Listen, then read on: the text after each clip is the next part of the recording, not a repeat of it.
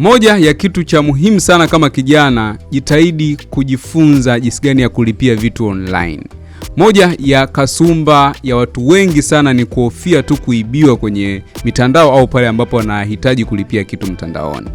Jifunze, naamini itakusaidia sana. Mbali na kwamba yes, matapeli wapo, lakini vitu vingi ambavyo tunavifanya sasa hivi vinahitaji kuwa na interaction ya online.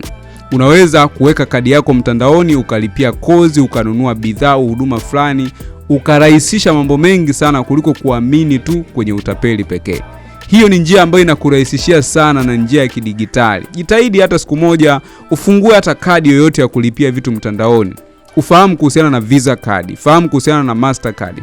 Jinsi gani ambavyo unaweza kulipia service yoyote mtandaoni na usihitaji mtu mwingine akusaidie kulipia au kaacha kulipia kwa kuhofia kwamba unatapeliwa.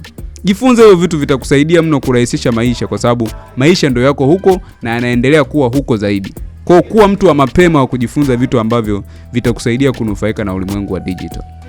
Jina langu ni Joel Kadaga kutoka Joel Media. Share na watu wengine wajifunze kwamba kulipia mitandaoni, usifikirie tu swala la utapeli. Fikiria kwamba inakurahisishia kupata huduma kwa haraka kwa njia ambayo ingekuwa ngumu zaidi kwa wewe kwenda physical au kufanya malipo ya cash.